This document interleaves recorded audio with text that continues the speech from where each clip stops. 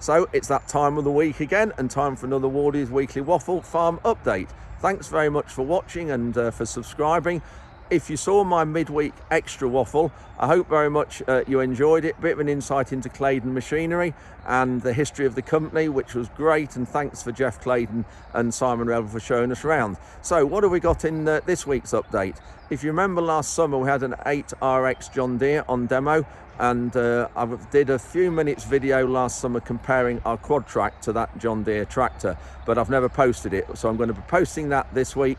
We also had a visit to Sands Sprayers. Ruben and Tom and myself went to Sands Sprayers in Norfolk and had a few hours there looking at their sprayer and their self-propelled Horizon. And so we've got a few minutes update from the factory and the sprayer running. We also had a visit this week from Countryfile, the film crew. They wanted me to participate in a feature they're going to be showing in a couple of weeks' time on the sugar beet crop and the sugar beet industry trade as well, with Australia and the foreign sugar cane imports. So we're going to be looking at that. And we've also dressed our barley seed this year. Agri came with a mobile plant, and I'll show you that in detail, and also how seeds weights, so 1,000 grain weights. Some of you know that we count the seeds, how the 1,000 grain weights makes a big difference to the kilograms a hectare you're going to plant. So I explain that in detail as well. Anyway, hope you enjoy this week's update. Please click like and subscribe, and come back with any questions, and here we go. Our quest for looking for a new sprayer continues. This week we're at Sands Sprayers in Norfolk, and we've got some sprayers behind which we'll have a look at in a minute, but we're going out in the field to have a proper detailed look. They didn't allow me to take any pictures inside the factory, which is fine, that's not a problem, but we'll have a good look at them outside and look around them. And just behind me here we have one of the first sprayers they made, based on a David Brown, I think it was, and if you can see here, it got an award in 1988 at the Royal Agricultural Show at Stoneleigh. Silver medal, so that's probably when this machine was built. But obviously we're not looking at one of these, we're looking at something a bit newer, so we'll just have a quick look at that. We're now in the field, got a couple of machines here, got one with an Avadex machine on the back, you'll see, and got one just in front of us coming up too, so we'll have a look around them all in detail. Just folding this one up, we're going to have a look around this in detail, have a try in it. So this is the 4,000 litre Horizon with a 30 metre boom on, and Sands are just trying their own boom levelling system. A little bit active at the moment, so still in the development stage. You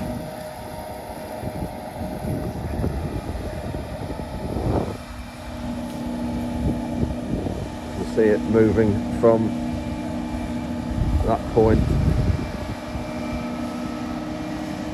in there. See there, it lifting up, but it's just a little bit keen at the minute on the settings, so they are aware of this. They're doing some work, and the software writers are doing a bit more to it. But really impressive machine, very, very well finished off, very high quality. The finish, lots of good features in it. But there you can see the boom's just a little bit active,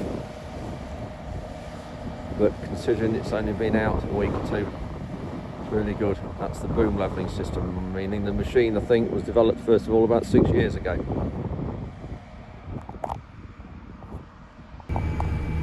Now in the seat, you can see the boom moving a bit at the end. Really good screen, ag leader. Yeah, it's flickering a bit just because of recording it, but very bright, easily readable screen.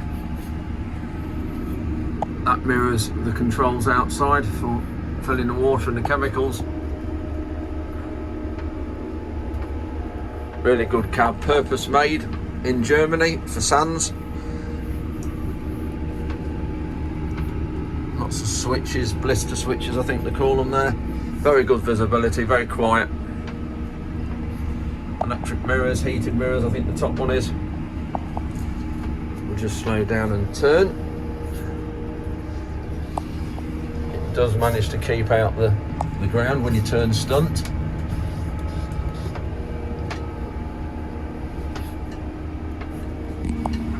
Very stunt turning circle in two-wheel steer, but obviously there's four-wheel steer as well.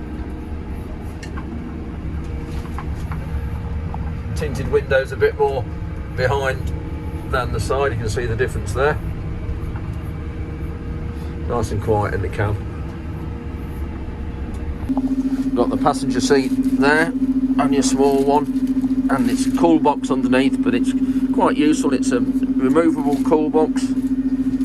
Passenger seat is a bit small, but I suppose spraying your one-man operation, just a useful feature to have that though. It's not quite as comfy, but really good seat, lovely visibility throughout the cab, and all the displays.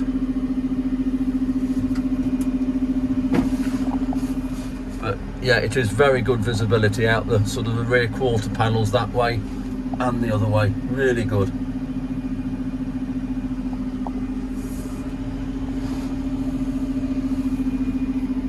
So we're going to have a look around the outside.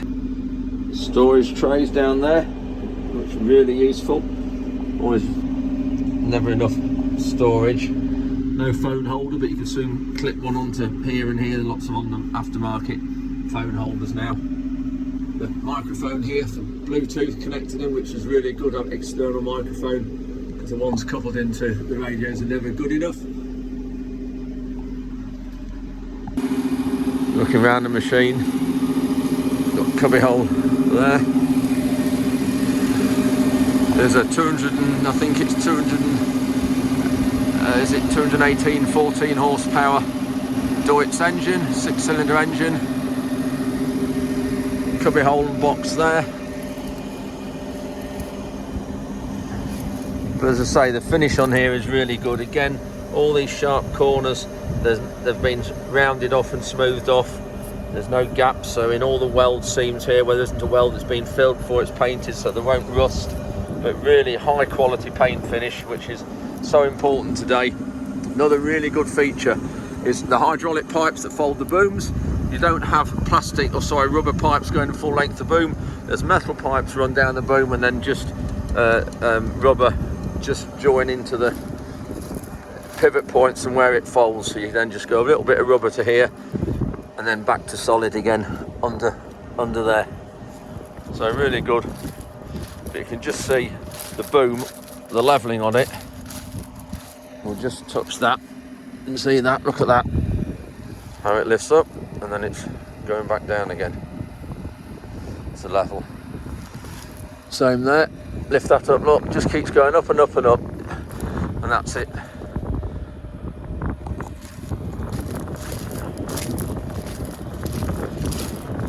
Pivoting from this point here. Really robust boom there. The induction hopper and everything is in there for filling. We'll see that in a minute. All the controls at the back, very neat.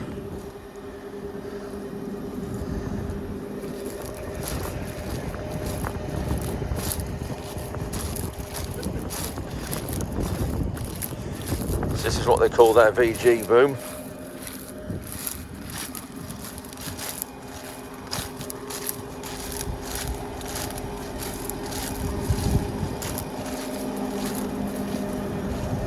Got an inbuilt pressure washer here.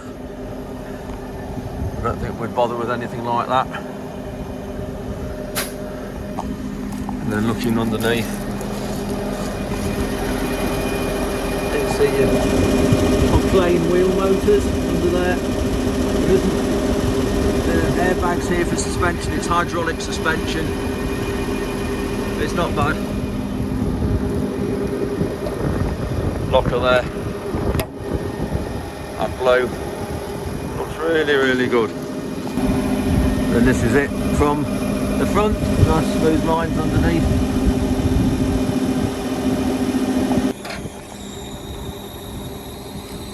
Folding in's fairly quick.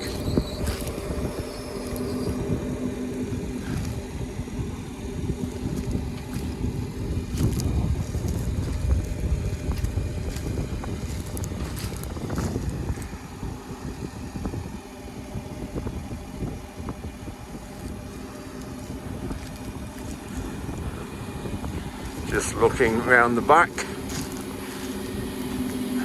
got the induction hopper there, which if we had one we'd have the induction hopper put on the side, just because of how our chemical store is. We'd have to change all the inside, the chemical store, so it's a lot better to have that on the side. Pumps there, that's fine,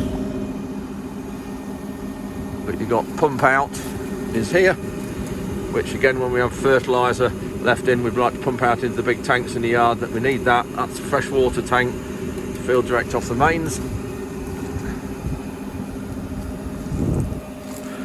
There's your filter, there's your 3-inch filling pipe, and then you've got your system there, an electronic system for filling the sprayer and operating everything there.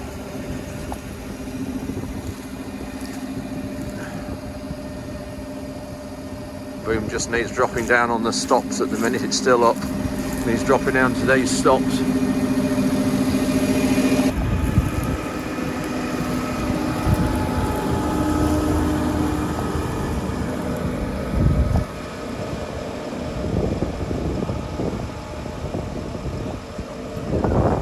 So this other spray here has got an Abadex kit on it, and this is obviously done for a customer, but I don't like this type of thing on sprayers. For a start, they're unsightly, and you can't put Abadex granules on at the same time as you spray because of the moisture and the water from the spray dissolves the granules too much in the soil. And then you've got this great big hopper sits on the front. It's the same with slug palleters on there. I don't like to see slug palleters on the front of the sprayer. And I don't know, I think they said it was to put this system on extra with all the work, and the kit itself was another 20 grand. For me, I'd much rather put micro granules on separately with a gator or something like that. But anyway, each their own. Everybody has ideas. We're all things different. We all like to do things differently, and it might suit this farm that this is going to have this on. So it sits up there, and of course you turn around and look out the window and it's the first thing you see. But each to their own.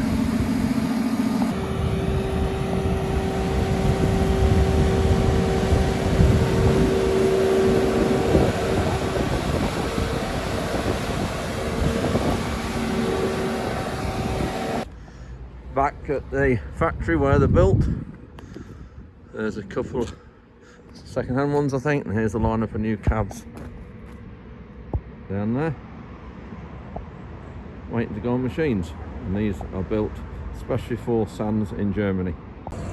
So it's 7:30 in the morning, and I'm at a sugar beet crop near me. It's my cousin's sugar beet crop, and we've got BBC Countryfile here doing some filming today on sugar beet. And we've got Charlotte Smith here doing the interview.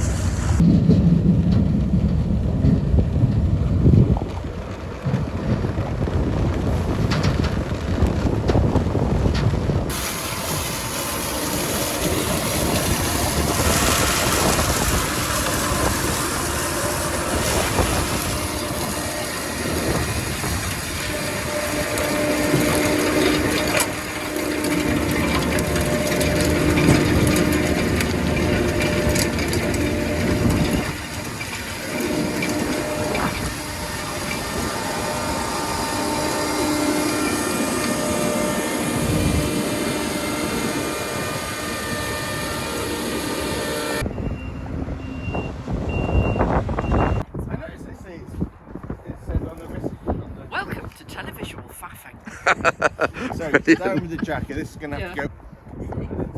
Of course I am. If it makes it into that hole. Okay. It's just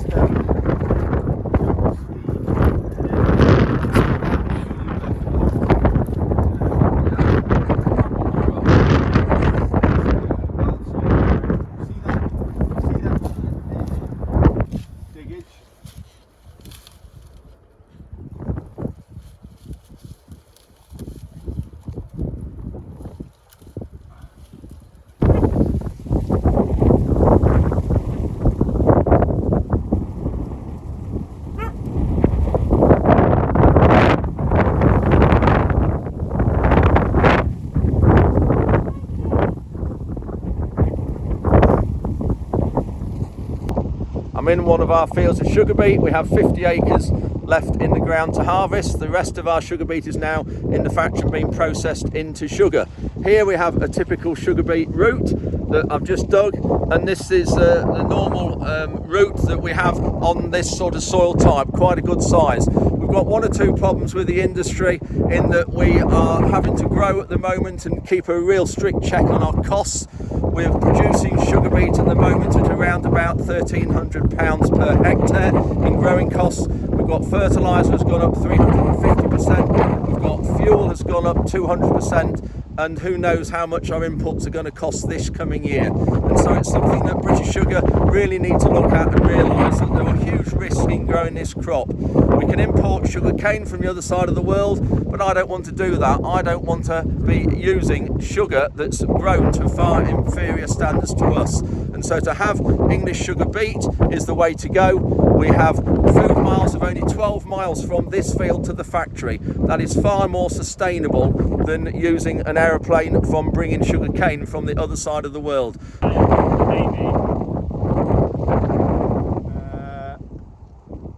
Okay, sir, give us a run through. I'm talking. Yeah, just to do the top. The fact that there is a big risk to growing this crop, but I would rather be growing the crop in the UK, only 12 miles from a processing factory, rather than importing sugar cane thousands of miles across the other side of the world.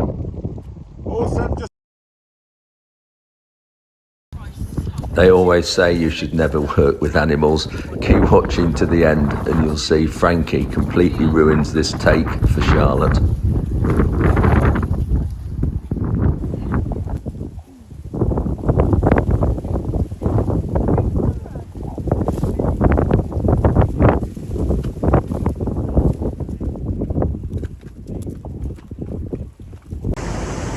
We've got Agri here this morning with their mobile seed cleaning plant, getting our barley seed ready. It's going into quite strongish and heavy clay soils, so we won't be able to plant it until March, till it dries out, but it's always good to get it in the bags and get ready. This machine takes the small grains out, puts a chemical treatment on it, and it's a variety called Laureate, and that will end up probably for brewing at Burton-on-Trent to turn into Grolsch or Carling Lager, or it might even turn into whiskey. So we'll go and have a look at the machine it working. I will talk and do a bit of commentary, but you might not be able to hear very well because it is quite noisy when you're near the machine. Anyway, we'll go and have a look. So we have the barley seed in the trailer. This is our own seed that we grew from new seed last year. So it drops into the auger there and goes up into the plant.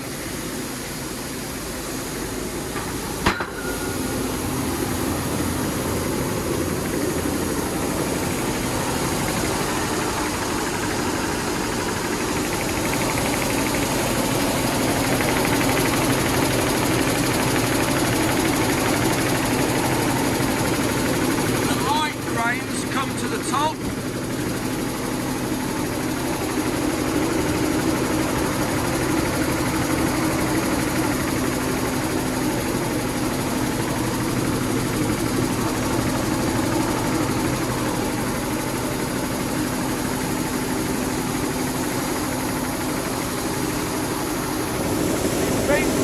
Here, and this has been treated with a chemical. You're just seeing there, and this is weighing it in batches. These are only half-ton bags here, but we have got some tons we'll use in a few minutes. That's the full bag going into the shed.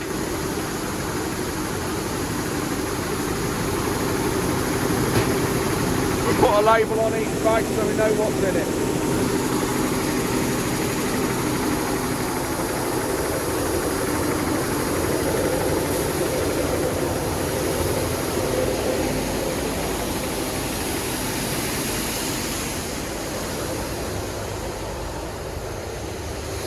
Then here, these are the screenings. I'll get in the trailer. So this is a small grain and any bits of rubbish that we don't want in the bag. We do, you can see there, it looks all right that, but we do get them to take quite a lot of seed out. So we have big bold grain, because big bold grain has a better germination and more vigour. So we actually do take quite a lot out, but we'll put this back on the heap and mix with the other barley we have in the shed, and it'll be sold, and it'll be go through the whole process at the other end the same, so it's not wasted. And then these are all it's all encased, but inside there, that going backwards and forwards, that's where the sieves are that separate the grains.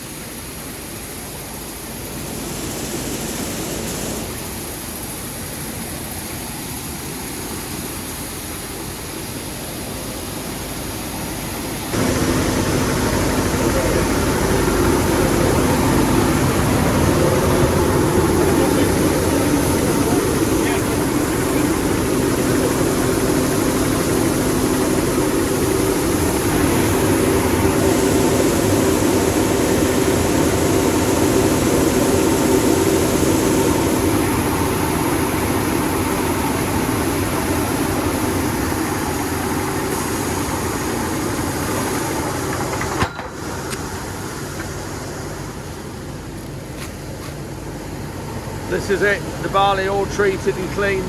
You can see all the small grains taken out, all the barley awns and all the general waste. So this is just all good seed.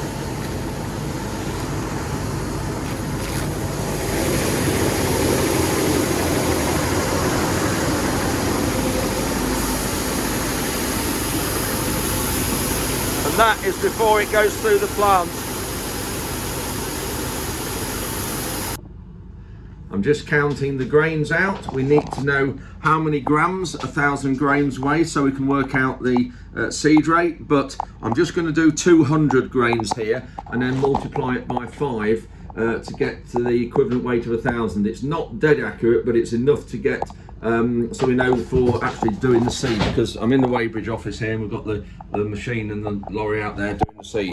So this is just to get a rough idea of how many tons we're going to need, and then when we get the seed all put into bags with the chemical treatment on, I'll actually then get the true weight of it, and then we'll know exactly for our drilling. So I'm just going to weigh those now, and then we'll see what it is. 2, 4, 6, 8, 10, 12, 14, 16, 18, 20, 22, 24, 26, 28. There's 200 grains of barley in there. I'm going to put them on these special scales we've got that weigh in really small increments, only 200 grams maximum of these. So we'll put those in. There's 50, and that's 12.2 grams. So we're looking at 5 12s of 60. That's a high 1,000 grain weight, so we need a bit more seed treating than the 8.5 tons that we were going to do. So 12.2 times by 5 is 61 grams 1,000 grain weight, so that is really high. You've just seen me working out in the Weybridge the 1,000 grain weight, so I thought it'd be really interesting just to show you the difference it makes in seed rates in kilograms per hectare. So we want to be planting 400 seeds per square metre. So we need to work that out into kilograms per hectare for the amount of seed we need. So we normally calculate on roughly 50 grams for 1,000 grains. So at 50 grams, that equals to, you do 4 times 5 equals to 20. So that's 200 kilos per hectare. That equals. So we have 41.5 hectares of barley to plant. So multiply that by that, so 41.5 times by 200, and that equals 8.3 tons. So that's how many tons of seed we would need for our area of 41.5 if the 1,000 grain weight was 50 grams. So, but this seed we've just seen me count it is actually 61 grams for 1,000 grains. So we still want to put on 400 seeds a square metre. Let me just, there. We're still going to go use 1,000 grain weight, but we're going to use 61 there because that's actually what this is. So if we times that out to get the kilos a hectare, so we're going 400 times by 61, that is 244 kilos per hectare. We actually do that to make, that's how we get the calculation. So it's 40 times 61 is 244, and it's the same we do with that one as well to get that. It's 244 kilos per hectare. So now if we multiply 41.5 times by 244, 41.5 times by 244, we actually need now 10.2 tons instead of 8.3. So this just shows you how important it is to calculate the 1,000 grain weight.